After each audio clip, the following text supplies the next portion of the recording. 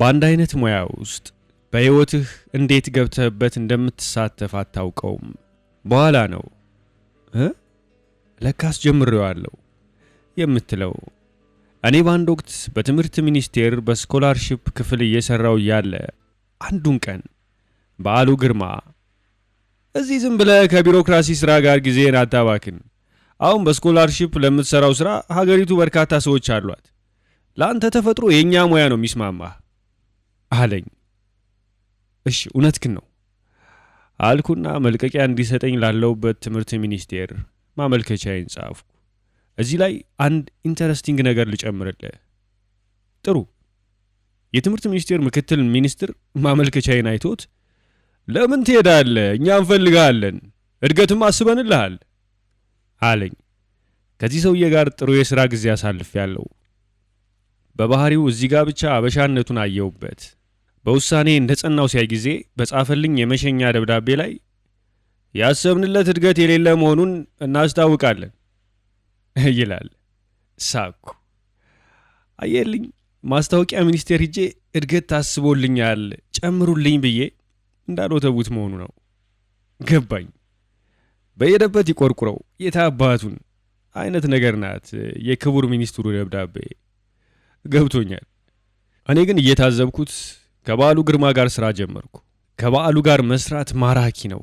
የመጀመሪያ ስራዬ እንዲሆን አፈወርቅ ተክሌን አነጋግርና ጻፍ አለኝ። እኔ እንዲህ አይነት ዝነኛ ሰው አነጋግሬ አላውቅም።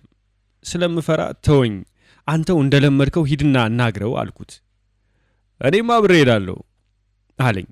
ተስማማው። ሄድን። አፈወርቅን ሳየው እንደገመትኩት የሚያስፈራ ሰው አይደለም። ወደ ቤቱ የሚወስደውን መንገድ አልፋ ጎዳና ብሎ ሰይሞታል። በጣም ቆንጆ ቤት ነው። ቪላውን ስታይ የጎንደርን ቤተ መንግሥት ያስታውሳል። ውስጡ ስትገባ አትክልቱ ምኑ በቃ እንደ ስዕሎቹ መኖሪያ ቤቱም ውብ ነው። ሰላምታ ተለዋወጥን። ቁጭ እንዳልን አፈወርቅ እገሌ አለና የቤት ሰራተኛውን ጠራው። ሲመጣ እባክህን ሻይ አምጣልን አለው። ሻይ አምጣልን ቶሎ አይደለም ያለው። በጣም ደስ አለኝ። አስተዛዘዙ የጨዋ ሰው ነው። ከኔ ጋር ስናወራ እኔም ፍሬን ለቀቅኩ። ከአፈወርቅ ተክሌ ጋር የማወራ መሆኑን እስከምዘነጋ ማስታወሻ ወሰድኩ። ቆንጆ አድርጌ ጻፍኩት። ለካስ በዓሉ እኔንና ታላቁን አርቲስት ስንነጋገር ፎቶ እያነሳን ኑሯል። ፎቶዎቹ ከጽሑፉ እኩል ቆንጆዎች ነበሩ። አፈወርቅም ጽሑፉን ወዶት ከመጽሔቱ 100 ኮፒ ገዝቶ ለወዳጆቹ ወደ ተለያዩ ሀገሮች ላከው። የዝቅተኝነት ስሜት ነበረብኝ ማለት ነው። ይህን ትልቅ ሰው፣ ስም ያለው የተከበረ ሰው ማነጋገር ብዙ ጊዜ የሚወስድብኝ ይመስለኛል። ቁጭ ብሎ መነጋገር እንኳን የምችል አይመስለኝም ነበር። በአንድ ወቅት ኢየሱስ ክርስቶስንና ሐናን ካገኘው በኋላ ነው የዝቅተኝነት ህመሜን የታከምኩት ብለኝ ነበር። አሁንም እንደዚያ ነው የሚሰማህ? ሐና ነች ከሰው መቀላቀል ያላመደችኝ። ከእሷ በፊት እንደ ባህታዊና መነኩሴ አይነት ባህሪ ነበረብኝ። በጋዜጠኝነት የቆየበትን ዘመን ምን ያህል ዓመታት እንደሆኑ ታስታውሳለህ? ምናልባት 2 ዓመት ቢሆን ነው። የሰራሁትም መነን መጽሔት ላይ ነበር። ዜና የሚባል ነገር ሰርቼ አላውቅም። አዲስ ሪፖርተር ላይ ስጽፍ ዓለም ፐብሊክ ሪሌሽንስ ውስጥ እየሰራው ነው ጽሑፎቹን ያወጣሁት። በዓሉ ግርማ ጥሩ አለቃ ነበር። በዓሉ ምንም ኮምፕሌክስ የሌለበት ሰው ነበር። አሪፍም አለቃ ነው። አብረን በርካታ ሰዎችን እንዳነጋገርን አስታውሳለሁ። አቶ አዲስ አለማየሁን ከእርሱ ጋር ነበር ያነጋገርኳቸው። ልክ ቢሮአቸውን ከፍተን ስንገባ 400 ገጽ ያወራውላቸው አልበቃ ብሎ ነው አሁን በተጨማሪ ልታስለፈልፉኝ የመጣችሁት ብለው ተቀብለው አነጋገሩን። ከደበበ እሸቱ ጋር ቁም ነገር መጽሔት ላይ ሰርተሃል። ጋሼ ካፌ ነጥቆኝ ቆይ ደቤና ትዝታዎቹ ጋር እንሄዳለን። አሁን በዓሉ ቢሮ ያጋጠመኝን ልንገርህ። አንድ ቀን ስራ አርፍጄ ገባው። ስራዬን እስከሰራው በዓሉ ግድ የለውም። ራሴ ቢሮ ሳይሆን በዓሉን ላናግረው ፈልጌ እሱ ቢሮ ስገባ አሜሪካውያን ፈረንጆች ተቀምጠዋል። ጥግ ላይ መንግስቱ ለማ ይታየኛል። ሁሉንም ተራ በተራ እየጨበጥኩ መንግስቱ አጠገብ ደረስኩ። ስጨብጠው እኛም ይድረሰን እንዴ አለኝ አለና ምስሉ አሁን እንደታየው ሁሉ ሳቀ። በል ወደ ጥያቄ መልሰኝ። ከደበበ ጋር ቁም ነገር ላይ በሰራበት ጊዜ ያጋጠመህን ጣፋጭም ሆነ መራር ትዝታን ብታጫውተኝ። ጊዜው ረዘመ። ከ30 ዓመት በላይ ሳይሆነው ቀረ። ብቻ ውስጣችን የቀረውን ፈላልገን እናውቃ። በዛን ጊዜ ጎህ የምትባል የኢህአፓ መጽሔት ነበረች። ደርጎች ዘጓት። የጎሰዎችም አሁን እምነታችንን በየት በኩል መተንፈስ እንችላለን ብለው አሰቡና ቁም ነገርን ሊጠቀሙባት ፈለጉ። ደርጎች ደግሞ ይህንን ቀድመው ስለጠረጠሩ እኛን የቁም ነገር አባሎችን ሊያስጠነቅቁን ፈለጉ። ታምራት ፈረደ የደርግ አባልም ጥሩ ሰው ነው። በበዓሉ ግርማ አማካኝነት ቀደም ብለን ተዋውቀን ስለነበር እንግባባለን። ለወደፊትም ደራሲ ለመሆን ፍላጎቱ ስላለው አንድ ሙከራውን አስነብቦኝ ጥሩ ጥረት የሚያሳይ ሥራ እንዳለው ተገንዝቤ ነበር። አስተያየቴንም መስጠቴን አስታውሳለሁ። አሁን ደግሞ ቁም ነገር አገናኝቶን ጠርቶ ያስጠነቅቀናል። በእናንተ በኩል ሰርጎ ገቦች ገብተው እንዳያወናብዷችሁ ለማድረግ ነው የጠራናችሁ አለን። የመጽሔቷን አባሎች በሙሉ በየተራ ጠርቶ ነው የሚያነጋግረው? ሁለት እየሆን ነው የምንጠራው። እኔና ሐሰን ተጠርተን ሄድን። ሐሰን በጊዜው ቀንደኛ የኢህአፓ አባል ነበር። ዕድሜው 19 ዓመት ነበር። በቃ የለየለት ማርክሲስት ነው። ሁሉም ነገር በእርሱ አተረጓጎም የመደብ ነው። ይህንን አክራሪ ማርክሲስትነቱን ሲያበዛው ጊዜ ምን ማለት ነው ሐሰን? አሁን ሽንት ቤት አንድ ሰው ተቀምጦ ፈሱ ቢያመልጠው ያም የመደብ ነው ስለው ነውና አለኝ። ሳቅ። ጋሸም እየሳቀ እንደዛ አይነት ወጣት ነበር ሐሰን። እነ መንጌን ፋሽስት ነበር የሚላቸው። በወቅቱ ኢህአፓዎች ይገድሏቸው ነበር። ሐሰንና እኔን ታምራት ገለጻ ሲያደርግልን እኛ እናሸንፋለን ነው የምንለው፣ እነሱ እናቸንፋለን ይላሉ። እኛ ወዛደር ስንል እነሱ ላባደር ነው የሚሉት ብሎ ስለ ልዩነታቸው አስረዳን። ይህ የቃላት አለመግባባት ደም ያፋስሳል እንዴ ብዬ ስጠይቀው በር ተንኳኳ። ግቡ ለማለት ጊዜ ሳይኖረን ተከፈተና መንግስቱ ኃይለማርያም ከተፍ አለ። ተነስተን ጨበጥ ነው። እኔ አሁን ሳስታውሰው መንጌን ስጨብጠው ደስ አይልም። እጁን የሚያልበው ብዙ ሰው ጨብጫለሁ። እጅህን ጠርገው ትረሳዋለህ። እጁን አያልበውም ግን ደስ አይልም። የሆነ ነገር አለ። ይህ ስሜት የኔ ብቻ ይሆናል። መንጌ በመምጣቱ ከሐሰን ጋር ታምራትን ተሰናብተን ወጥተን ታክሲ ውስጥ እንደገባን ታሪካዊ ዕድል እኮ ነው አንተ አለኝ ሐሰን። ምኑ አልኩት። ጓድ ሊቀመንበርን ጨበጥን እኮ አለኝ። የዛን ጊዜ ብልጭ አለብኝ። በቃ ይሄንን ልጅ መንጌ ጠርቶ ገዳይ ጓድ ቢያደርገው እሺ ይላል ማለት ነው። ማንም ይሁን ክንፍ ያለው ወይም ቀንድ ያለው ግድ የለውም። ዋናው ነገር መሪው ከጨበጠው ለእርሱ ታሪካዊ ቀን ነው። ምክንያቱም የኢህአፓ ሩቅ ነዋ አለና ተከዘ። ቢሮአችሁ እንዴት ነበር? ደበበ በጣም ጥሩ አለቃ ነው። ቢሮአችን ረጅም ሰፊ ክፍል ነበር። ከ5 እስከ 6 የምንሆን ቋሚ ሰራተኞች አለን። እየተጨዋወትን ነው የምንሰራው። ደቤ ሲመጣ ኖር እንኳን አንለውም። ሰላም ብሎን ስራውን ይጀምራል። ደስ ያለህን አስበህ እንዲህ ቢሰራ ስትለው ቀጥል ነው የሚልህ።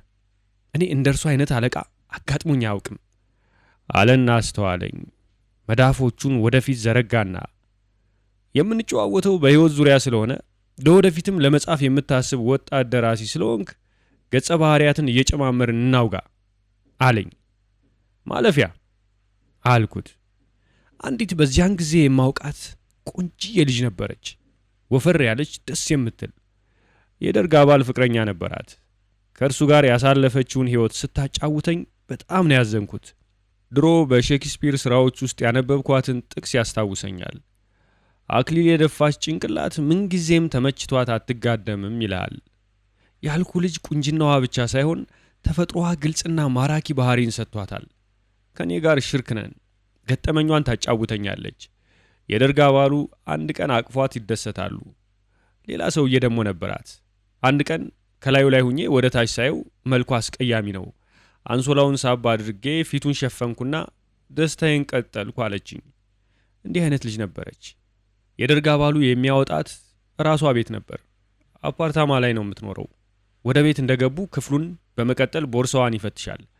ከዛም ሽጉጡን አውጥቶ ትራስ ስር አድርጎ ነው የሚያቅፈኝ ብላኛለች። ይህ ለእኔ በጣም አሳዛኝ ነው። ምናልባትም በጊዜው የሰማው ዕለት ውስጤ ሳያለቅስም አይቀር። ይህ የደርግ አባል ከ120 ንጉሶች አንዱ ነው። ከመሰሎቹ ጋር ቃላቸው ሁሉ ሕግ ሆኖ ስንትና ስንቱን ደምስሰዋል። ግን ፍቅረኛውን እንኳን ለማቀፍ ያለበትን ጭንቀት አየልኝ አለና ማተበ። ከቁም ነገር መጽሔት እንዴት ተሰናበትክ? አንድ ቀን ቁራጭ ወረቀት ከሳንሱር ጽህፈት ቤት አካባቢ ተጻፈልኝ። በዛን ጊዜ የምጽፈው በአጋፋሪ እንደሻው ላይ ነበር። የደረሰኝ ማስጠንቀቂያ የወዛደሩን ልዕልና የሚያሳይ ካልሆነ ቀልድ ክልክል ነው ይላል። ሁለታችንም ሳቃችንን ለቀቅ ነው።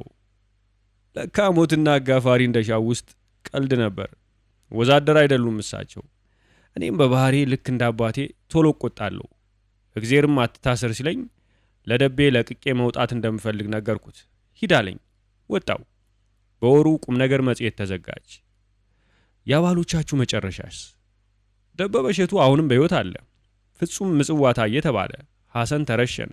ያቺ ቅድም ባህሪ አድርገን የቀረጽናት የደርግ አባል ፍቅረኛ ቆንጆ ልጅ ታስራ ተፈታ አገኘዋት። በቤቷ ይዛኝዳ ቡና ፍልታልኝ ስንጨዋወት እንዴት ፈቱሽ አልኳት። 4 የተለያዩ ባለስልጣኖች ተደስተውብኝ ለቀቁኝ አለችኝ። ልቤ በሐዘን በትር ተመታ። እንደ ቆዘምኩ። ሌላም ልጅ ነበር ሰዓሊያችሁ ከምን ደረሰ? ሰላም ይሁን ነው ስሙ። እንዳልከው የመጽሔታችን ሰዓሊ ነበር። አንድ ጊዜ የሰራተኛውን ሰልፍ የሚያሳይ ስዕል ሳለ። በዚያ አሰሩት። የወዛደር ሰልፍ ስዕሉን ከሩቅ ሲያዩት ሽቅብ ቁልቁል የወጣ ምስል ይታያል። ይህን አቅፋ ተራራን መሳል ነው አሉት። አይደለም፣ ስሟ ጠፋኝ። አንድ ተራራ ነበረች። ካራማራ? አይደለም፣ ኢህአፓዎች የነበሩባት። አሲምባን ነው የሳልከው አሉት አለና እየሳቀ በዚህ ምክንያት ሰላሚውን ተገደለ። ሩቅ ስለሆነ የሚያሳዝነው አጋጣሚ ያስቃል እንጂ በወቅቱ አንጀታችን ነበር ያረረው። ምንም ጉልበት የለንም። እንደሱ ለመሞት ካልሆነ በስተቀር ምን ልናደርግ እንችላለን? በዚህ መልኩ የቁም ነገር መጽሔት አባሎች ተበታተን። በመጽሔት ላይ በአዘጋጅነት ደረጃም ብትሰራ ጽሑፍን የሚያይ አርታኢ ይኖራል። በዚህ አጋጣሚም አሪፍ የምትላቸው እንደ በዓሉ ግርማ አይነት አዘጋጆች የገጠሙን ያህል የተናደርክበት አርታኢስ አላጋጠመህም? ይኸውልህ በዚያው ዛሬ ድሮ በሆነው ወቅት ሙሉቀን መለሰ የተባለውን ዘፋኝ ላነጋግርልህ ሄድኩ። ቃለ ምልልሳችንን አደረግን። በዚያን ወቅት ሙሉቀን እናንተ ጋዜጠኞች የልባችንን ስንነግራችሁ እናንተ ግን ሌላ ነገር አትማችሁ ታወጣላችሁ። አሁንም ልንገርህ፣ አለማየሁ እሸቴን የመሰለ ሙዚቀኛ ሙያውን ትቶ በሹፍርና ላይ ተሰማርቷል። እኔንም ሆነ ሌሎቹንም የታወቁትን ድምፃውያን ብትወስድ ድምፃውያን ነን። አለማየሁ ግን ጥበቧን የተካናት ሙዚቀኛ ነው። ከማቀንቀን ውጪ የሙዚቃ መሳሪያም ይጫወታል። ታዲያ እንዲህ አይነቱ ሙዚቀኛ ከሙያው ኮብልሎ ሹፌር መሆን ነበረበት? ይህ ለእኔ አሳዛኝ አጋጣሚ ነውና አለማየሁን ወደ ሙያው እንድንመልስ ይህንን መልእክቴን አድርስልኝ አለኝ። ጻፍኩ። በኤዲተር ወይም በህትመት ላይ ይህ ሙሉቀን የላከኝ መልእክት ሳይታተም ቀረ። በዚህ አዝኜ የመጽሔቱን አዘጋጅ ሂደን ሁኔታውን እንድናስረዳውና ይቅርታ እንድንጠይቀው አማከርኩት። ተወው አለኝ በእጁ ወደዚያ እያመናጨቀው። ተናደድኩ። ምክንያቱም መጀመሪያ ላይ ቃለ ምልልስ እንድናደርግ ሙሉቀንን ለማግባባት ብዙ ተጥሯል። አሁን መጠይቁ ተሳክቶ ከታተመ በኋላ ይቅርታ አድርግልን ማለት ይበዛበታል። በዚህ አዝኜ እዛ መጽሔት ላይ መጻፍ አቆምኩ። ያውም በነፃ ነበር ምጽፍለት። መጽሔቱ ማን ነበር? ጸደይ። ቀይ ባህር ላይ እኔ ስቀዝፍ ዘኢትዮጵያን ሄራልድ ጋዜጣና የካቲት መጽሔት ላይ አነብ ነበር። በዚህ ወቅት ይከፍሉ ነበር ወይስ ለመጻፍ ፍቅር ስትል ነው የምትሳተፈው? አሪፍ ሲያጋጥምህ እርፍናው እንዲቀጥልና አንባቢው የተሻለ ጽሑፍ እያነበበ እንዲደሰት አንተም ማዋጣት አለብህ። እኔ በዚህ ስሜት ተነሳስቼ መጻፍ ጀመርኩ። የዚያን ጊዜ አረፋይኔ ሀጎስ አሪፍ የቀልድ አምድ ስለነበረው አንብቤው ተደሰትኩ። እርፍናው እንዲቀጥል እኔም ማዋጣት ጀመርኩ። በዚያን ጊዜ እኔ የምሰራው ኩራዝ አሳታሚ ድርጅት ነበር። ሂመር ኢን ዘ ሃይላንድስ የደጋ አካባቢዎች አስቂኝ ወግ በሚል ርዕስ በተከታታይ ጽፍ ነበር። በወቅቱ እኔ የገቢ ችግር የለብኝም። 6 ወር እንደሰራው አንድ ቀን የፕሬስ መምሪያ ኃላፊ የነበረው ሙሉጌታ ሉሌ ብርሃንና ሰላም ህንፃ ሊፍት ውስጥ አገኘኝ። ሚኒስትሩ ጠርተውኝ ይከፈለዋል ወይ ሰው ብለው ጠየቁኝ። አይከፈለውም ስላቸው ለምን አይከፈለውም እንዲጥሩ እየጻፈ ከእንግዲህ እየተከፈለው ይስራ ብለውኛል አለኝ። ማን ናቸው ሚኒስትሩ? ግርማ ይልማ ይባላሉ። ስለ እግረ መንገድ አምዳ አጀማመር እስኪያጫውተኝ። አሪፍ ጥያቄ። በጣም የምወደው የአርጀንቲና ደራሲ ያለ ቦርሃይስ ይባላል። አይነ ስውር ነው። ለአርጀንቲና ብሔራዊ ቤተ መጻሕፍት ዲሬክተር ይፈለጋል ሲባል እናቱም ጓደኞቹም አንተ ለዚህ ስራ ብቁ ነህ አመልክት አሉት። ቀጣሪው ኮሚቴ ቃለ መጠይቅ ሲያደርግለት ለዚህ ስራ ብቁ የሚያደርግ ምንድነው አሉት። ያን ጊዜ ሆን ብዬ አልነበረም እንጂ አሁን ስገነዘበው ግን ለዚህ ሥራ 25 ዓመት ሙሉ ስዘጋጅ ኑር ያለው አላቸው። ሥራውን አገኘ። ፈጣሪ እግረ መንገድ አምድን ሲሰጠኝ እንደ ቦራሄስ ነው። ለካ እስካሁን ሳነብ የኖርኩት በአንድ በኩል ለዚህ ነበር አልኩኝ። በነገራችን ላይ ቦራሄስ በኋላ በሥነ ጽሑፍ የኖቤል ሽልማት አሸናፊ ሆኗል አለና ወጉን ቀጠለ። አየህ ሰው ለሀገሬ ብሎ ደፋ ቀና ቢል አላምነውም። ለራሴ ብሎ ጀምሮ በቆይታ ለሀገር የሚተርፍ ከሆነ አምነዋለሁ። ለእኔ ቀርቶ ለእኛ እያሉ የሚነዙትን መፈክር አላምነውም። ውሸት ነው። ግለሰብን ለህብረተሰብ የምታሳይ አባባል ትዝ አለችኝ። ላጫውትህ? በማርያም ፍራንክሊን ዴላኖ ሩዝቬልት የሚባል የአሜሪካ ፕሬዝዳንት የነበረ ሰው እኔነቱን ለአሜሪካውያን ሲያስተዋውቅ በእያንዳንዱ ጠረጴዛ ላይ የበሰለች ዶሮ፣ በየጋራዡ አንድ መኪና በሚል መፈክር ለምርጫ ቀርቦ ተወዳደረና ተሳካለት። እኔነትን በውስጠ ታዋቂ አኑረህ እኛነትን እንዲያግዝፈ ማሳየት ይቻላል። ጸጥ ብዬ ማድመጤን ቀጠልኩ። ተሰጥኦ አንዳንዴ በሽታ ነው። አንተንም እንኳን የማይህ እንደ መጽሐፍ ወይም እንደ ተረት ነው። ይኸውልህ ስንት ዓመት ኑር ያለው አናቱን ዳብሶ ዞማ ሸበቶ ጸጉሩን አስተኛ። በሐሳብ የፈጠረውን መጽሐፍት አይነት በእጁ እየገለጸ እዚህ ውስጥ እኮ ቤተ መጽሐፍት አለ። ጭንቅላቱን በጠቋሚ ጣቱ ነካ። ንባብ በቃኝ የሚባልበት ቀን አይመጣም እንጂ በቂ አንብቤያለሁ። የፈለግከውን ጠይቀኝ፣ የማውቀውን ሁሉ አካፍልሃለሁ፣ ጠይቅ አለኝ።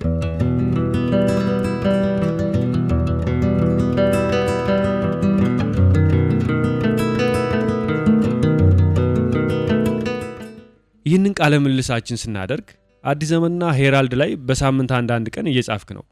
ለመሆኑ ከሳምንት እስከ ሳምንት ጻፍ ቢሉህ ትችላለህ? የምፈልገውን ካደረጉልኝና ምቾቱን ካሟልልኝ እችላለሁ።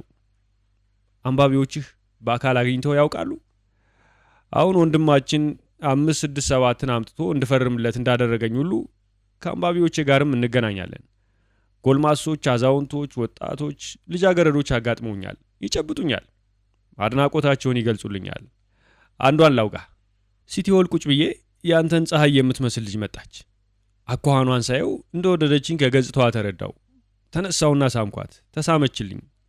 የምትጽፈውን ሁሉ አነበዋለሁ፣ የምትጽፈው ደግሞ እውነት ነው አለችኝ። ጴንጤ ነሽ እንዴ አልኳት በግምት። ነኝ አለች። አየ ጴንጤዎች እንኳን ኒሻን ይሸልሙናል። በባህሬ ያበሻ ትትናም ሆነ ትዕቢት የለብኝም።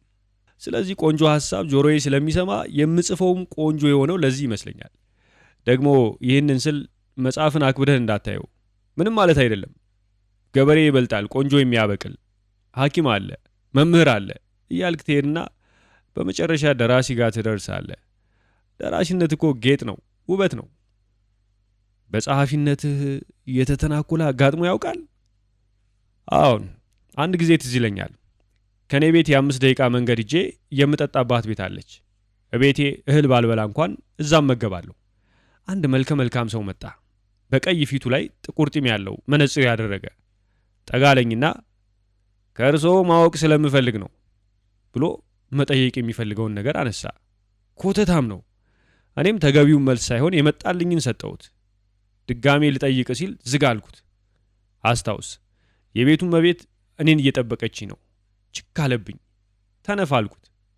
ቢመታኝ እንደሚያደቀኝ ያውቃለሁ፣ ግን አካሉ ቁልል ስጋ ነው እንጂ ነፍሲቱ የሆነ የጎደላት ነገር አለ። የመጠጥ ቤቱ ጠጪዎች ሊያግባቡን ሞከሩ። እኔ ፍቃደኛ አልሆንኩም። በስነ ጽሑፍ ስራዎቼ ላይ ተራ ዘለፋ ዘለፈኝ። በቃ ጠላሁት። አማላጅ ላከብኝ፣ ዘጋሁት። ተለያየን። ሌላ ቀን ተገናኘን። እኔ እንደነገርኩ የአባቴ አይነት ባህሪ ነው ያለኝ። እንደ ክብሪት ቱግልና ሲቆይ ረሰዋለሁ። የትላንት ቂም የለችም። ከእናቴም የወረስኩት አለ፣ ጸጥ ብሎ ማሳለፍ። መቼም ዙሮ ዙሮ ሁላችንም የአባትና የእናታችን ውጤት ነን። ሌላም የምንጨምረው ስነ ልቦና አለ። ይቅር አልኩት። እርሱም ጥፋተኝነቱን አመነ። ታረቅን። ይህንን አስታውሳለሁ፣ በጽሑፍ የተጣላኝን አለና ተነስቶ ቆመ። ነጠላ ጫማ ተጫምቶ ለዋሽንት ወጣ። እንደተመለሰ ጫማውን አወለቀ። መደቧ ላይ ወገቡን ይዞ ቆሞ ወጉን ጀመረ። እኔ ከፊት ለፊቱ አንጋጥጬ ያየሁት አዳምጠዋለሁ። አካሉን እንደማፍታታት እያለ ስትሸና ሁሉ አሪፍ ሐሳብ ሊመጣልህ ይችላል። አሁን ባወጋነው ወግ ላይ አንድ ነገር ትዝ አለኝ። ያንን አሁን ትጠይቀኝ ይሆናል፣ ግን ሳንጠየቅ መመለስም መብታችን ነው። ሽባው ሰውዬ ባስኬትቦል ተጫዋቹን እጅህን እንዲህ አድርገው እንደሚለው ነው። ለባሌስ ምንም ቦታ አትሰጠውም። አንባቢህን ነው ማየት ያለብህ። አንባቢን የወደድኩትን ያህል አንዳንዶች ደግሞ አሉልህ በእኔ ዕድሜ ውስጥ ሆነው የሚጽፉ። አንዱ ሌላውን ማሞገስም ሆነ ማንቋሸሽ ያለ ነው። እየጠበቅኩ ነው መንገድ ላይ አገባንለት ሊሉህ። ለዚች አንድ ገጠመኝ አለችኝ። እስከነ ታሪኳ ነው የምነግርህ። አንድ ነገር እግረ መንገድ ላይ ጻፍኩ። አንዱ በግል ጋዜጣ ላይ የሚሰራ ይከታተላል። ከአወይ ሲኒማ ላይ ጎበዙን ከገደልክ የእሱን ዝና ትወርሳለህ። እኔ ደግሞ ከእርሱ ጎበዞች መካከል አንዱ ነኝ። የአበሻን መሰሪነት አንተ ከእኔ እኩል የምታውቀው አይመስለኝም። በእኔ ላይ አጥላልቶ ጻፈ። አነበብኩት። ከጻፈው ሩቡን ያክል ትክክል ነው። በሱ ሽፋን 3/4ኛው እንነታረክ ይዋጣልን ነች። አሁን እሱ ምን እንደምመልስለት እየጠበቀ ነው። እሱ ብቻ ውስጠ ወይራዋን እንደሚያነባት አውቄያለሁ። የማናውቀውና የማያውቀን ውሻ ቢጮህብን መልሰን አንጮህበትም። ሰውነንና መንገዳችንን እንቀጥላለን፣ ከሐሳባችን ጋር በምናባችን እየተጨዋወትን። እንደሚከተለው ብዬ የዕለቱን ጽሑፌን ቀጠልኩ። አንባቢ ማንም አልገባውም። ሀያሲው ግን ጸጥ አለ። ራይት፣ ለሱም ቢሆን መልስ መስጠት አልነበረብኝም። አሁን ቢሆን አይ አበዛውበት እንዴ ወይስ ማን ያውቃል ጉልበት ሰጥቼው እንደሆን ዘሌፍት ሃንድ ኦፍ ጋድ ሆንኩለት እንዴ? ጽሑፍ አይገባንም ለሚሉት በምን አይነት ሁኔታ እንዲያነቡ ነው የምትመክራቸው? እኔ ሳነብ አንዴ አንብቤ ከገባኝ ጥሩ ነው፣ ካልገባኝ ቀሽም ነው ብዬው አልፈዋለሁ። ወይም ይሄ እንደገና መነበብ አለበት ብዬ ደግሜ ያነበዋለሁ እስኪገባኝ። ለምን 10 ጊዜ አይሆንም? አነበው ነበር። እንኳንም ደጋግሜ ያነበብኩት የምለው የመኖሩን ያህል ዝም ብዬ የማልፈውም አለ። እኔን የሚያነበኝ አንባቢ ደግሞ ከተግባባን ያንብብ፣ ካልተግባባን ይተው። ጽላት እኮ አይደለም፣ ጋዜጣ ላይ የምታየው ጽሑፍ ነው። አንባቢ ደስ የሚለውን ማንበብ፣ የማይለውን ግን ማለፍ አለበት። የእኛም ዓላማ አንባቢን ማጫወት፣ ማዝናናት ነው። እኛም የሙሴ ደቀ መዛሙርት ነን። በሳምንት አንድ ቀን እረፍት ያወጀልን የመጨረሻው ጻድቅ የምንለው ሰው ነው። አለበለዚያ አንድ ቀን ሳናርፍ ሳንስቅ ዕድሜያችንን ሁሉ እንሰራ ነበር። ስለዚህ የሙሴን ግብዣ እየተቀበልን እየተከተልን እናርፍና በእግረ መንገድ ተዝናኑ ነው የምንለው። ጋሽ ስብሐት ከ5 አስርተ ዓመታት በላይ አንብበዋል። ይህንን የንባብ ልምዱን በእግረ መንገድ አምዱ ላይ በተለያዩ አቅጣጫዎች በጻፋቸው ጭብጦች አካፍሎናል። እግረ መንገድ አምድ ሐምሌ 25 ቀን 1985 ዓ.ም ጀምሮ እስከ ጥር 12 ቀን 1990 ዓ.ም ድረስ ለህትመት በቅቷል።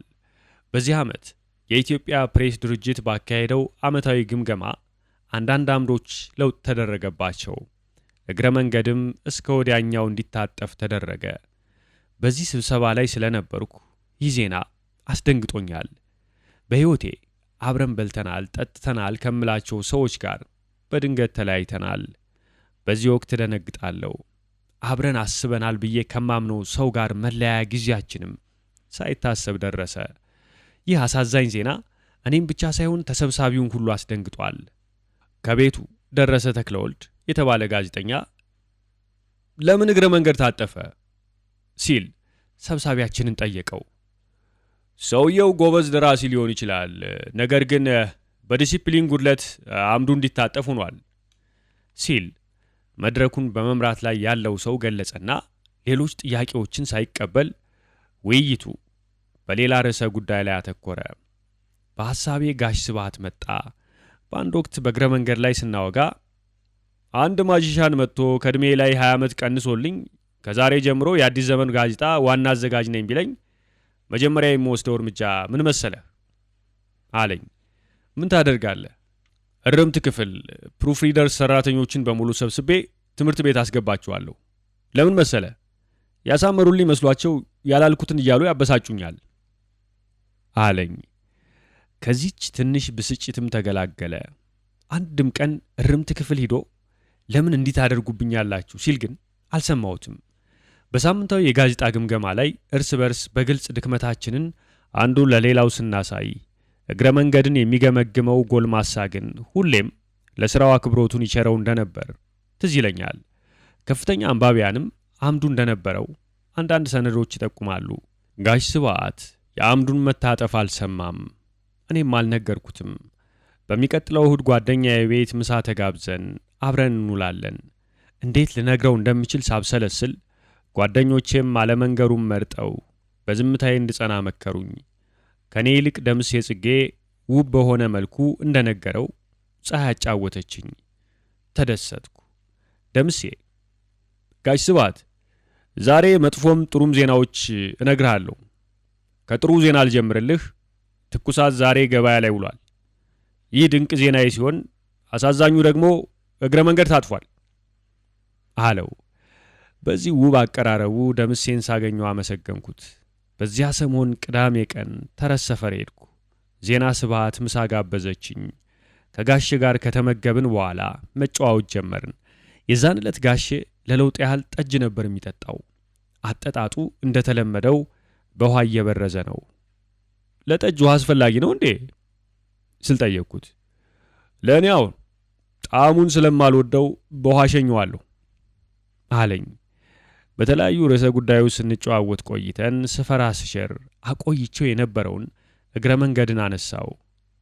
የአምዱ መታጠፍ በጣም ስላሳዘነኝ ለአንተ መንገሩን አልፈለግኩም አልኩት። ልክ ነህ፣ አለመናገር ከመንገር ይልቅ አለመንገሩ ጥሩ ነው ብለህ አስበህ ይሆናል አለኝና አንዴ ጠጁን ተጎንጭቶ እግረ መንገድ ይታጠፋል ብዬ ከገመትኩት በላይ ቆይቷል። አሰራራቸውን እንደማውቀው ቶሎ ቶሎ ነው አምድ የሚቀያይሩት። ሊያጥፉት ሲዘጋጁ ቦታ ፈልግ፣ አምድህን ልናጥፈው ነው ብሎ የነገረኝ የለም። ለእኔ ግን ምንም ልዩነት አያመጣም። አሁን የአንባቢ አይነት ይለወጣል፣ ቁጥሩም ያንሳል እንጂ ዘሰን የእንግሊዝኛ ጋዜጣ ላይ ስራ ጀምር ብለውኛል። ደሞዙ እንደሆነ እኩል ነው። ዘሰን ላይ የሚሰሩት ጋዜጠኞች በቅርቡ ምዕራፍ የሚል የአማርኛ ጋዜጣ ስለሚጀምሩ አንድ አምድ ይዤ ስራ ጀምራለሁ አለኝ። ይህ ለእኔ አስደሳች ዜና ነበር። ጋሽ ስብሐት በዚህ ጊዜ የፈጠራ ሥራዎችን አይሠራም። ስለዚህ ሰፊ ጊዜ አያስፈልገውም። ለእርሱ የዕለት ጉርሱን፣ የዓመት ልብሱን ለመሸፈንና ለአንዳንድ ወጪው እንዳይቸገር ሥራ ያስፈልገዋል። ከምንም በላይ ጊዜውን በመስራት ያሰበውን በመዝራት ማሳለፍ ይኖርበታል። ያ ካልሆነና ያለመፈለግ ስሜት በሕሊናው ከተፈጠረ ራሱንም ዓለምንም ተጸይፎ ሕይወቱ የምታጥርበትን ሁኔታ ይፈጥር ይሆናል ብዬ ስለምገምት በሥራ መወጠሩ ለእኔም ሆነ በቅርብ ርቀት ማንነቱን ለምናውቀው ወዳጆቹ ድንቅ ድል ነበር። ከእኔም ጋር ቅዳሜ ቅዳሜ እየተገናኘን መወያየቱን ቀጠልን። ትኩሳት የተባለ መጽሐፉ ያስገኘለትን ገቢ በኃላፊነት የተረከበችው ሁለተኛ ልጁ ዜና ነች። በዚህ ገቢዋ የመጀመሪያ እርምጃዋ ቤት መቀየር ሆነ። በሰሜን አዲስ አበባ ጸጥተኛ ሰፈር ከላዛሪስት ሚስዮን ትምህርት ቤት ጀርባ 3 ክፍል ቤት ተከራየች። ሳሎኗን በሶፋና ብፌ ያስጌጠች። ራሷ የሰራቻቸውን ስዕሎች በግድግዳዎቹ ላይ ሰቀለች። ጥቁርና ነጭ ቴሌቪዥኗን ገዛች። ቀደም ብሎ የነበራቸውን ሬዲዮ ቴፕ ሪኮርደር በተገቢው ቦታ ላይ አኖረች። መኝታ ቤቷን በተገቢው ቁሳቁስ አዘገጃጀች። የቀረውን አንድ ክፍል የዕቃ ቤት አደረገች። ይህም ለጋሼ ስብሐት ከሐና ከተለያየ ከዓመታት በኋላ በተሟላ ቤት ውስጥ መኖር ሲጀምር ሁለተኛው ቤቱ መሆኑ ነው። ቀደም ብሎ በ12 ብር ከ50 ሳንቲም የተከራዩትን ቤት ለቀው ዛሬ በ160 ብር የግለሰብ ቤት ተከራይተው መኖራቸውን አለመውደዴን ስነግረው እንዲህ አለኝ። እኔ መርከበኛ ነኝ፣ ዜና ደግሞ መልህቄ ነች። አሁን የኔ ጊዜ አልፏል። የወጣቷን ሐሳብ ሰምተን መከተል ብቻ ነው ብሎኛል። እዚህ አዲስ ሰፈር አንድ ምሽት ከመጨረሻ ልጁ ከፍቅርተ ኩኩሻ ጋር ወደ አዲሱ ቤት ይሄዳል። ኩኩሻ ቆይ አባዬ ብላው ተደብቃው ወደ ቤት በአቋራጭ ትሄዳለች። የልጅ ነገር ሆኖ አባቷ መንገድ ሊጠፋው እንደሚችል አላሰበችም። የተፈራው አልቀረም።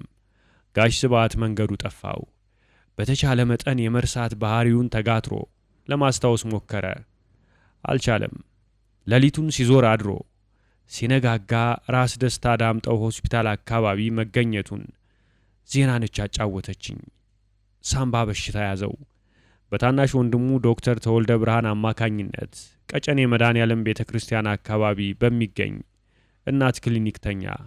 አልተሻለውም። ቀጥሎ በተኛበት በዳግማዊ ምኒልክ ሆስፒታል ደግሞ መቆየቱን አልወደደም። ሞገደኛ ሆነ። ታይቶበት የማይታወቅ ባህሪ ማሳየት ጀመረ። ኃይለኝነትና መድኃኒት አልወስድም ማለት ጀመረ። እንደዚያም ቢሆን በሐኪሞቹ በአስታማሚውና በዜና ብርታት በርካታ መርፌና ኪኒኖች ወሰደ። ጤናው እየተመለሰ ነው። አካሉ ግን ደቋል። ከዚያ አካባቢ እንዴት መውጣት እንደሚችል ያማከራቸው ዶክተሮች ድኖ ወይም ሞቶ እንደሆነ ነገሩት። እርሱም ሳይድንም ሳይሞትም ከዛ ለመውጣት ከታናሽ ወንድሙ ጋር ተመካከረ።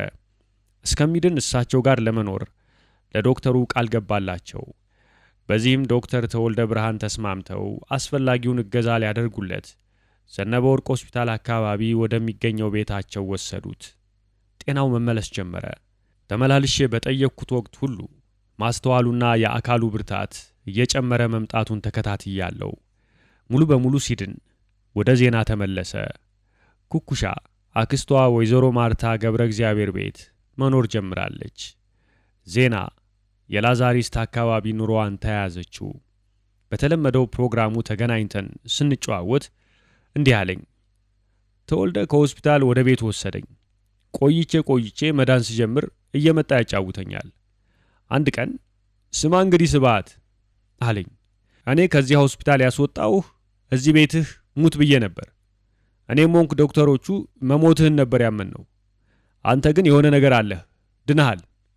ባትድን ደግሞ አልነግርህም ነበር አለኝ ብሎ ጋሼ የጀመረውን ርዕስ ቀየረና ስራ አገኘው አለኝ። የት? የደስታ ስሜት በሰራ አካላቴ ሲሰራጭ ተሰማኝ።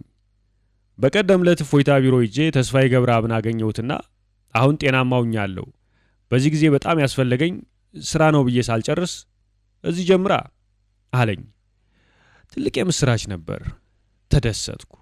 ይህንን መጽሐፍ ለማጠናቀቅ በምንጣደፍበት ወቅት ጋሽ ስብዓት እሁድ ዕለት ሊጎበኘን ይመጣል። ዘወትር እሁድ ዕለት እስከ ጠዋቱ 3 ሰዓት ቤታችን ይደርሳል። ከአቅሙ በላይ ካልሆነ እንደማይቀር እኔም ወንኩ ፀሐይ እናውቃለን። በ1992 ዓ.ም ታሳስ መጀመሪያ ላይ ባለችው ሰንበት ማለዳ መጥቶ ወግ ጀመርን። ዜና ከአንድ ጓደኛዋ ጋር አብራው ለመኖር ሄደች። እኔ ብቻዬን ሆንኩኝ። የቤት ኪራዩ ደግሞ ተቆለለብኝ አለ። ታዲያ እንዴት ይሻላል አልኩ፣ መፍትሄውንም እያብሰለሰልኩ። እዚህ አካባቢ አንድ ክፍል ቤት ባገኝ ብቻዬን ስለሆንኩ ይበቃኛል። ይቻላል፣ እዚሁ እኛ ግቢ ውስጥ አለልህ። ኪራዩን 150 ብር ነው የሚሉት። እየቀጠለ ከመጣው ኪራይ 50 ብር ይቀንስልሃል። ያንተም እኛ አካባቢ መሆንህ ለሁለታችንም ጥሩ ነው። ልክ ነህ። ቤቱ ግን ከፊት ለፊቱ ሽንት ቤት አለ ብዬ ሳልጨርስ ግድ የለህም የኔ አፍንጫ እኮ አያሸትም አለኝ። የማታ ፀሐይ ቤት ውስጥ ሰተት ብላ ትገባለች። በጣም አሪፍ። በፀሐይ ላይ አንድ ጥናት ማቅረብ ይኖርብኛል እያልኩ ባለፉት 100 ዓመታት ሳብሰለስል ነበር። ድንቅ ነው አልኩ እየሳቅኩ። እንደታሰበው ቤቱን እንዲያ ያደረግን። የቤቱን ባለቤት አነጋገርን። በቅድሚያ የ1 ወር ሂሳብ ተከፈለ። አንዲት ፋሚሊ አልጋ፣ አንድ 3 ሰው የሚያስቀምጥ ሶፋ፣ አንድ ሳጥን፣ የሻማ ማስቀመጫ፣ የቡና ጠረጴዛ ይዞ መጥቶ ኑሮን ጋሽ ስብዓት ጎረቤቴ ሆኖ ጀምሯል። ጋሼ በዚህ በቁሳቁስ ፍላጎት በሻሙ ዓለም በሚኖር ማህበረሰብ ውስጥ ተሻምቶ መኖሩን ናቀ። እንዲህ አይነት ቀላል ከዝቅተኛው አዘቅት ውስጥ መኖር መረጠ። በንባብ ዓለም ሳብሰለስል ይህንን ሕይወት ለመቀበል ድፍረቱ የሚኖረው አንድ ሰው ብቻ አውቃለሁ። ያም ሰው ማህተመ ጋንዲ ነው። በገሃድ ዓለም ኑሮዬ ደግሞ ጋሽ ስብዓትን አወቅኩ። ቁርስና ራት አብረን እንመገባለን። ለጋሼ ምንም በማይመስለው ለእኔና ለባለቤቴ እንደ ጸጋ የምንቆጥረውን ሕይወት ጀመርን። አንበሳ የመሰለ ውሻ የዘብ ሥራውን በግቢያችን ያካሂዳል። በዛ ሰሞን ቅባት ቢጤ አማረንና የሥጋ ቅቅል አዘገጃጅተን ስንመገብ ቆየንና ጋሼን እንዲለምደው በባለእጀታ ድስት አጥንትና ፍርፋሪውን አድርገን ውሻውን ጠራ ነው። ጋሼ በር ላይ ድስቱን ይዞ ጠበቀ። ውሻው ከተፍ አለ። በል ድፋለት አልኩት። ምን ድፋለት? እንድንወዳጅ አትፈልግም ማለት ነው አለና ድስቱን ዝቅ ሲያደርግለት ውሻው መመገብ ጀመረ። እንዴ ጋሽ ስብዓት ድስቴን አስለከፉብኝ፣ ምን ማለት ሆነው አለች ፀሐይ። አንቺም እኔም ውሻውም የእግዚአብሔር ፍጥረቶች ነን። ይገባኛል፣ ድስቴ ግን ተለከፈ። ጠበል ታስረጫዋለሽ። ጀርሙስ አልኩ።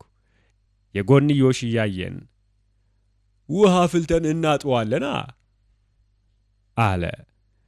በእንዲህ መልኩ የሰፈረ ቂርቆስ አባል ሆነ።